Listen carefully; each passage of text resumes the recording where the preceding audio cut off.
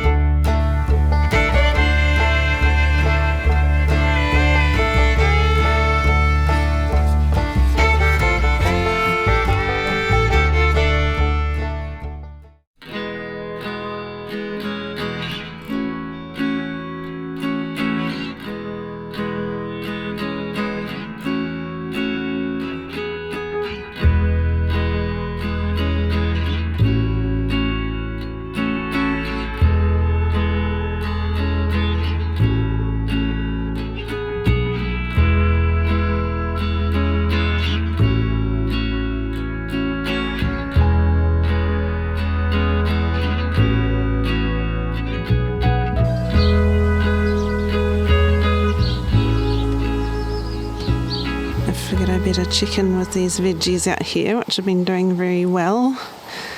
This is the first tunnel that we planted.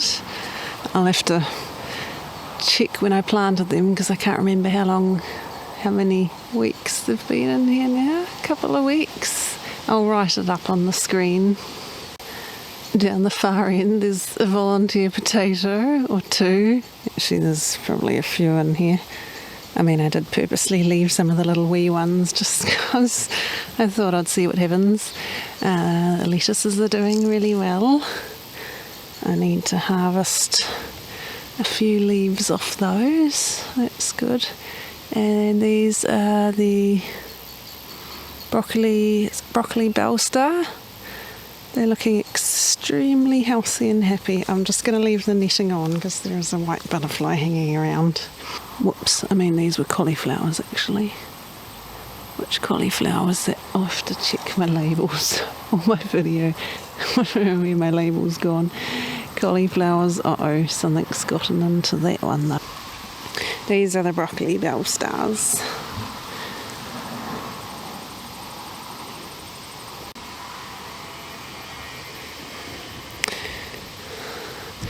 And I was hoping I could show you a comparison of the ones that were in the Daltons versus the ones that were in the Yates organic seed mix, but well, actually some are still alive.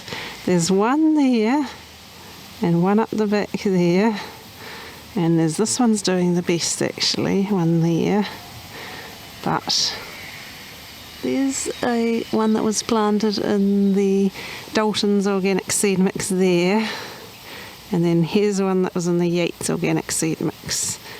Unfortunately the Yates ones, because they're small and poorly, they got attacked by slugs and snails, so some of them, the whole plants, actually most of them, these were different ones here, those were in the Daltons. Most of the little Yates ones got eaten by slugs or snails that probably got in down the end. But even the ones that are still okay, you can see the size difference between that and that. Actually, let's go right in front here. So just having a head start and good seed raising mix, and that one makes a huge difference to how well they do in the long run, which is interesting. So it really does pay to have them well fed in the early part of their life. Now the second tunnel that I planted out later I see is full of barley straw popping up, so actually is that all barley straw? Hopefully it's just barley straw. Yes, I need to do some weeding in there, but these ones are chugging along as well, even though they were a bit stressed from lack of nutrients since they had to wait for longer. Oh, something's been eaten there. Or were those little ones? Actually, I think those were little ones I put there. But the slugs and snails have obviously been in there, and a few caterpillars. on the loose. I don't know if these ones are slugs and snails or caterpillars. I'm going to have to, yeah, definitely have a good look at everything with the netting off. And unfortunately these cauliflowers that were already sprouting when they're in their trays are just doing that. So either we can have some tiny sprout snacks, or I could let them go to seed, which I may just let them go to seed so I can collect some seeds. Another day, another step towards garage organisation. Sockets. What to do with the sockets?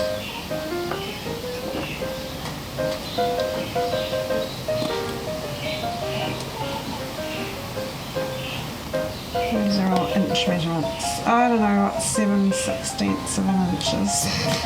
And then some of them are in millimetres. 10 millimetres. Get in there. Okay. Yeah, I need to somehow figure out what to store these in, and all the extra ones. I'm sure we've got some of these on the house too, along with more screwdrivers. Everything is getting vacuumed at the moment.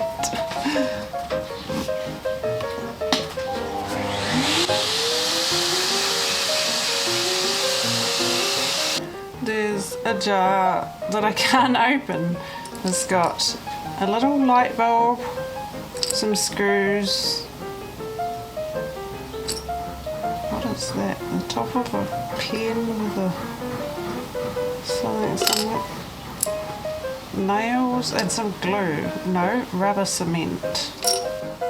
I don't know why they're all in a jar together, and I don't know why I can't open it. Unless it's got rubber cement around the lid, but not sure what I'm going to do about that.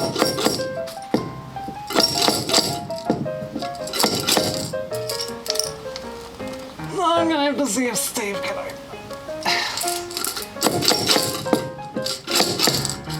I have a good jar opener, but this is... I'm pretty sure it has got glue or something stuck on there.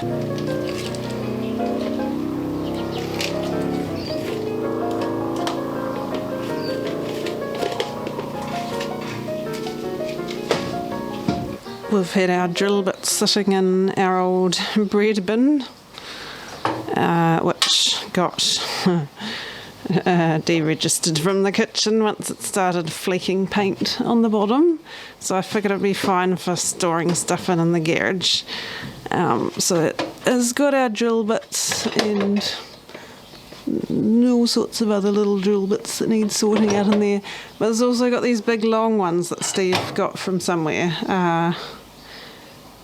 And the trouble is they're so long, they just they don't fit in there. So I was looking for something in the shops to see if I could find something long to store them in, which is quite tricky because I looked at toolboxes and then just plastic containers, but everything that's kind of long also gets bigger in the other dimensions. So I don't really want a big hefty thing. I just wanted something that's going to hold just these four ones that are really long.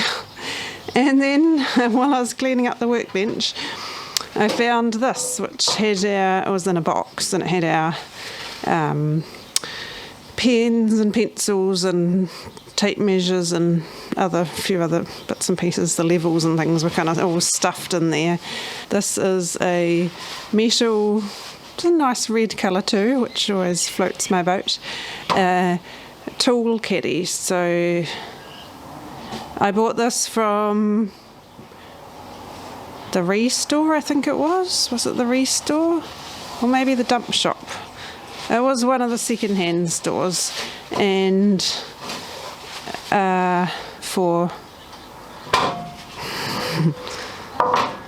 $2 apparently, which is a pretty good bargain.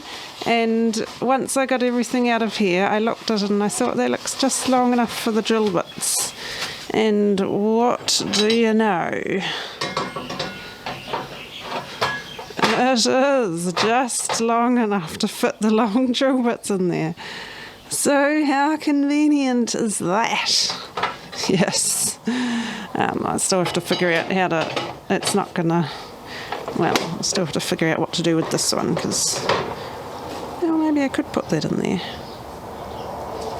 And whether we store them on top of the workbench or in the filing cabinet, which I'm looking at getting. Yes, so I'm quite pleased about that. So I'm just cleaning that up and drying it off, ready for its next purpose.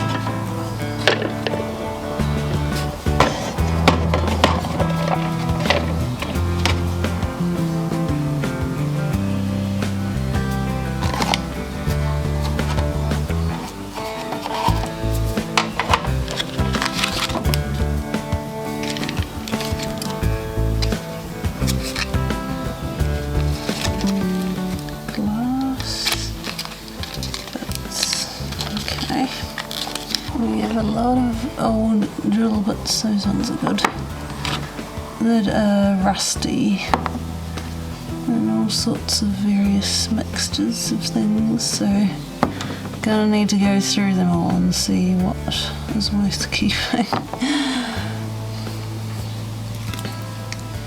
Let's put those because they're spiky.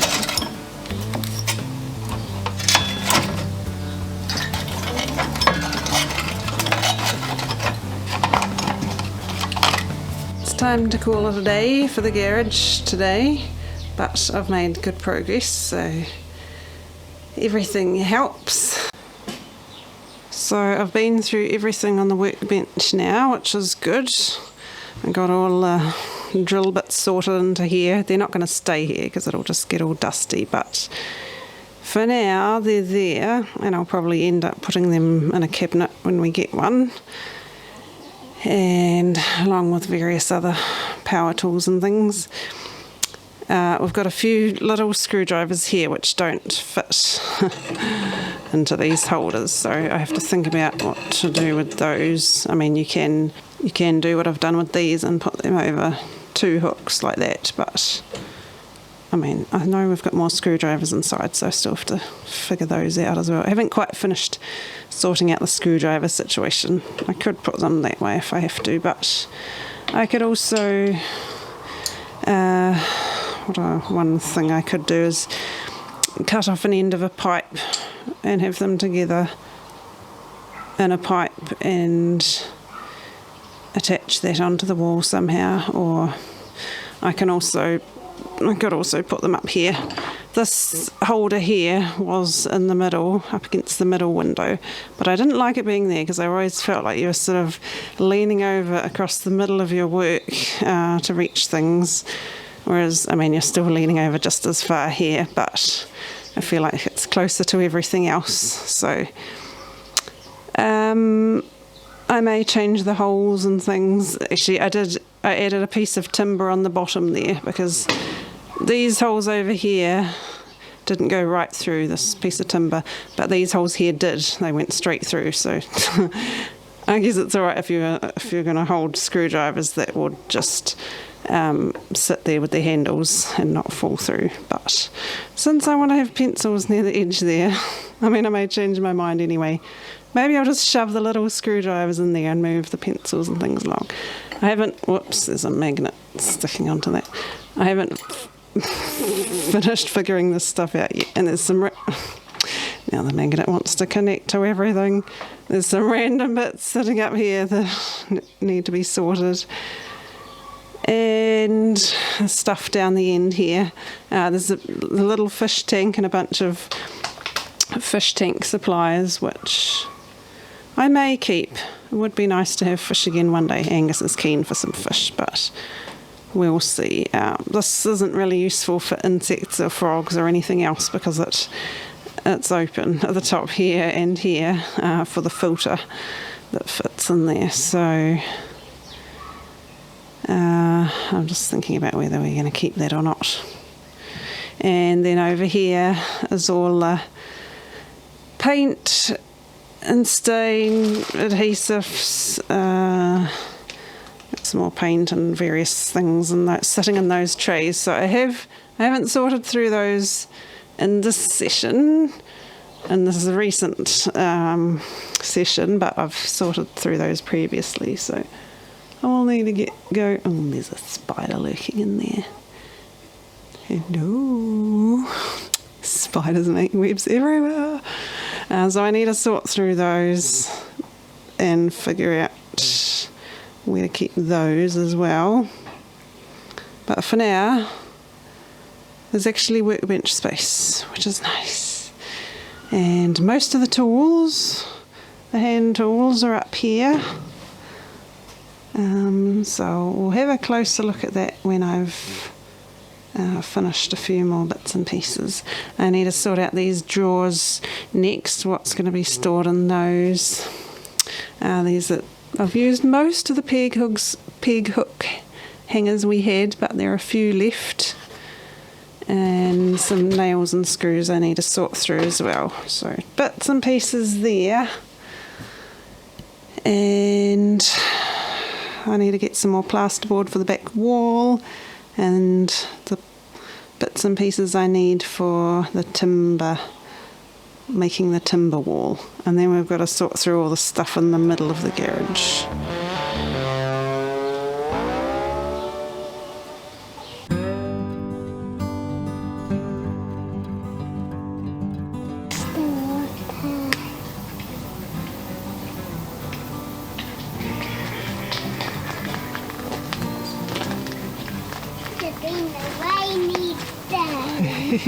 No, that's a pond. The pond's full of water.